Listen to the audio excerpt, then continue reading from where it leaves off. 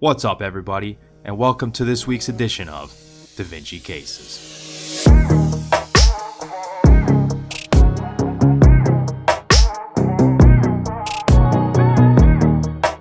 Alright, so the way this works is there's a clinical scenario with a board-style question at the end of it. Before we jump in and answer the question, we're first going to go through the case, point out the relevant clinical findings, and then go through the relevant anatomy, and then use that to answer the question. Alright, so we've got a 65-year-old man here, so an elderly guy. He's got a history of hypertension, hyperlipidemia, and smoking. So he's got significant risk factors here for cardiovascular disease, hypertension, hyperlipidemia, smoking. Smoking, he also potentially always have a risk of cancer there as well. So he presents with a painless gross hematuria. So whenever it's painless, that's not usually a good sign. That would make you very suspicious for some kind of urinary tract cancer. Dysuria, urgency to urinate, and then recent weight loss. All of this tied together. And remember, you got to look at the whole picture. And then you look at the smoking risk factor as well. Not looking good for this guy. So here you go. He's diagnosed with bladder transitional cell cancer. And so he's sent to the urologist. The urologist performs a total cystectomy, which is a fancy word for surgically removing the bladder. Case goes smoothly. Successful removal of the bladder and the draining lymph nodes. Because remember, as part of cancer surgery, you want to, get as much of the cancer as possible out.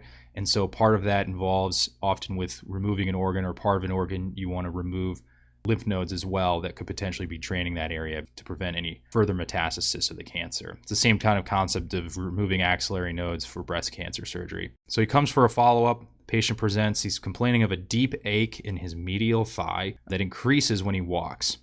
And then while he's sitting, his right leg is positioned outward and away from the midline. And so here they're asking which of the following structures were injured. What they're really asking is kind of the last key here are these last two sentences, because all of this is really explained by that, he had bladder cancer and then he had bladder cancer surgery. So you want to take into account that he had surgery, and then you want to take into account that he has these two key presentations here. So they're asking really what injury to this structure that could have been injured potentially during surgery, because this is a surgical follow-up appointment, would have resulted in these symptoms.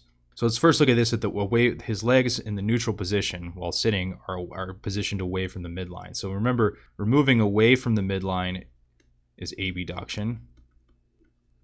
Moving towards the midline, adduction. Okay. Now remember, when you're sitting in neutral position like this, so let's say this is the right leg. Forgive, this is a very crude drawing here. And let's say this is the midline.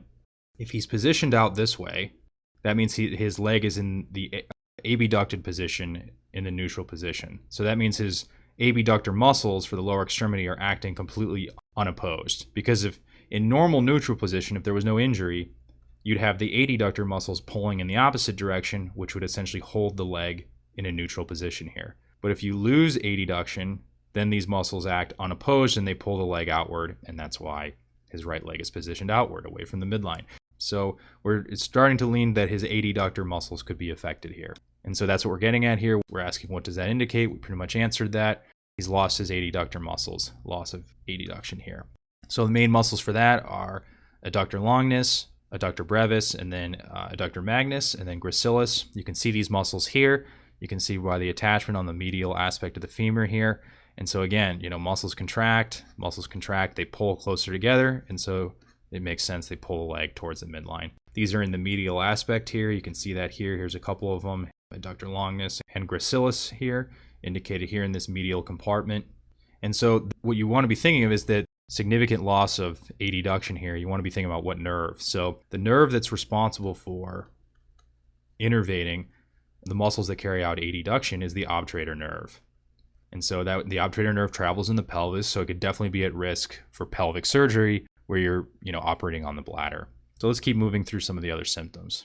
So he has this deep ache in the medial thigh that increases when he walks. So what does that indicate? Well, for one thing, the obturator nerve carries out a sensation here on the medial aspect of the thigh. And so, again, as we say here, it corresponds to the obturator nerve dermatome, which helps explain this kind of achy, numbness, kind of tingling, weird feeling. That could be explained by obturator nerve as well. So we're starting to put together a picture here that had pelvic surgery, follows up with loss of adduction and then numbness on the inner aspect of the thigh. So you may be wondering, how can this happen? Well, if you look here in the pelvis, the bladder would be about right here. And so if you're taking the bladder out, that's not so much what affected. If you look, again, remember we talked about removing lymph nodes that are draining, in this case, the bladder. And so these iliac lymph nodes are particularly what the surgeon would be focusing on. And as you can see here, this is where these nerves from the lumbar plexus would be traveling, specifically the obturator nerve, as we show here. So here's the obturator nerve coming off the lumbar plexus in this region. And then you can see here, we indicated here with the arrow, this is right about where those iliac nodes would be, traveling right adjacent to the obturator nerve. So you take the bladder out and then you move towards taking these lymph nodes out. The obturator nerve is definitely something that could potentially get injured in the process here. So we come back to, we're very suspicious that it's the obturator nerve because of the two main things: loss of adduction, and then the kind of numbness, ache in the medial thigh.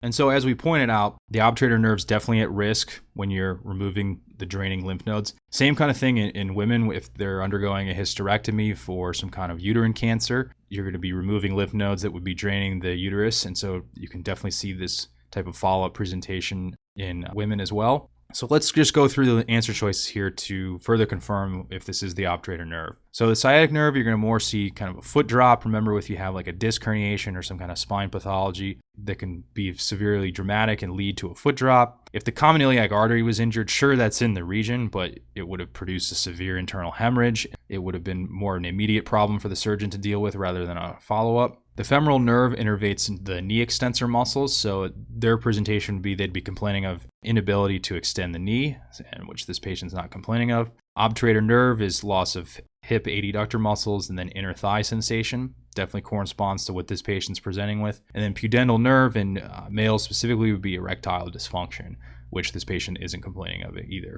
So that leads us to conclude that this is the obturator nerve. And so that again makes sense because of really these two main things. You're at risk for removing these structures during surgery, and then these symptoms here with the deep ache in the medial thigh, and then the right leg positioned outward indicating loss of adduction. All right, that's all I have for you this week. Make sure you check back every Wednesday for new Davinci cases. In the meantime, subscribe to our channel for more videos, and then be sure to download the PDF notes for this video on our website at dviacademy.com. Also on our site, you can find our book and video packages for anatomy and biochemistry. And if you want to listen to Davinci cases on the go, the audio is available on Spotify. You can also follow us on Instagram for weekly posts and video. And then lastly, if you have any questions about the content of this video or about Davinci Academy, put them in the comments and our team will be sure to answer them. All right, thanks for watching. We'll catch you next time.